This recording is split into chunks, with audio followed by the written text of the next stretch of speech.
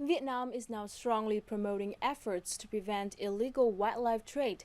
Although there are still many challenges, the country's efforts have been recognized by the international community. In line with the Hanoi Conference on Illegal Wildlife Trade, we discussed the issue with a representative from the World Wide Fund for Nature in Vietnam, or WWF Vietnam. But first, let's look at one of the most recent efforts of Vietnam to take action against the wildlife trade. 2 tons of ivory and more than 70 kilo rhino horns are worth more than $7 million. The exhibits of illegal trafficking of elephant ivory and rhino horn in Vietnam were first destroyed on November the 12th in Soc Sơn District, Hanoi. The event was witnessed by representatives of Vietnamese government, embassies in Hanoi, and international organizations. Today they're destroying a huge shipment of ivory and rhino horns in order to demonstrate how committed they are to stopping the illegal wildlife trade, which is costing the lives of so many elephants and rhinos and even humans, the wildlife rangers who are standing in the way between the poachers and the elephants and rhinos. DNA sampling of ivory and rhino horn under the provisions of CITES is the most important step in the destruction. DNA results will help determine where the ivory and rhino horns come from and how they were shipped to Vietnam. The destruction of ivory and rhino horn has been implemented in many countries in recent years. Looking toward the Hanoi Conference on Illegal Wildlife Trade, the determination of Vietnam has been highly appreciated by the international community. I know that the usage of rhino horn is a part of tradition here in Vietnam, but if we are in a situation when this tradition threatens rhinos worldwide, then I think it could be time to consider whether to continue in this tradition or take a turn.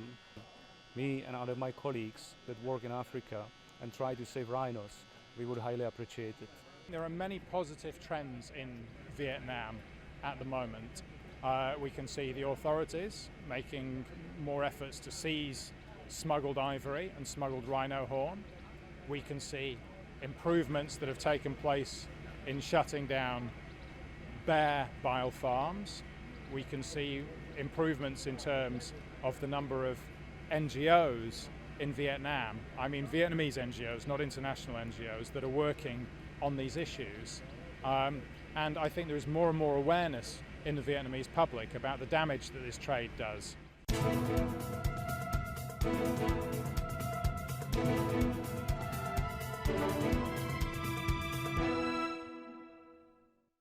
Hello, thank you very much for joining us here on VT News. Now, on November 12th, an event was held to destroy stockpiles of elephant ivory and rhino horn that have been seized from illegal smuggling cases. What is the significance of such event in the run-up to the Hanoi Conference on Illegal Wildlife Trade?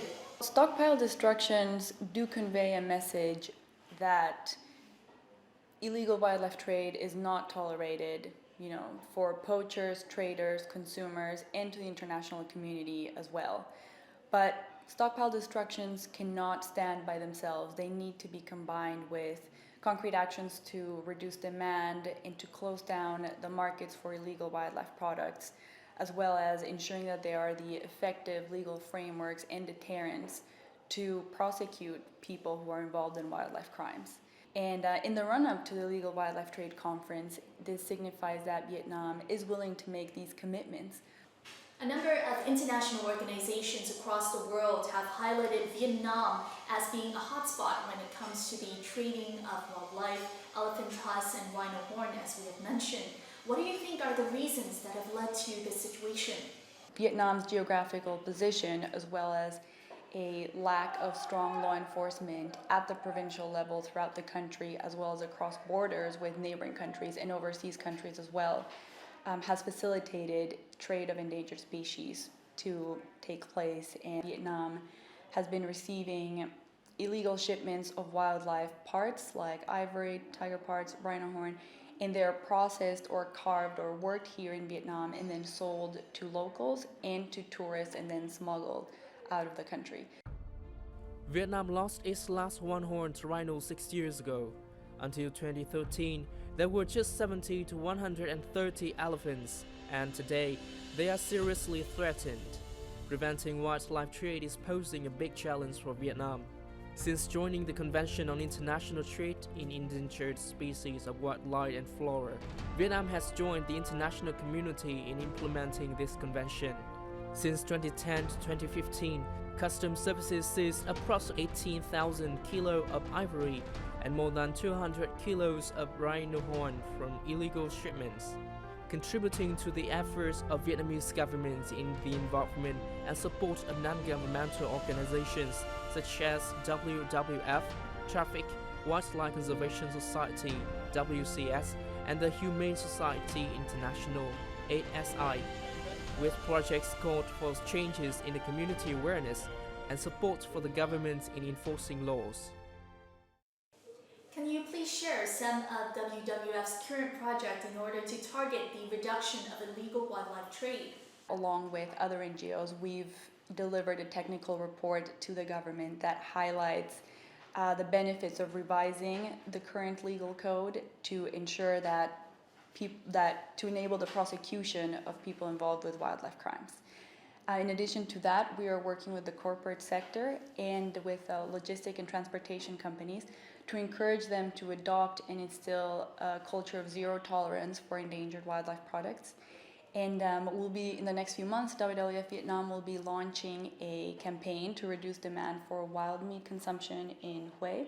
WWF will be part of an exhibition with 11 other local and international organizations working in Vietnam. And in this exhibition, we'll showcase the work that we do, which even though it's very different, it complements each other and contributes to combating illegal wildlife trade in Vietnam. Additionally, WWF Netherlands has been leading a petition which already has 160,000 signatures from across the world. And this petition is calling for the Prime Minister to implement concrete actions to close down markets specifically for rhino horn and ivory. In the opinion of WWF, what does Vietnam need to do in the coming time?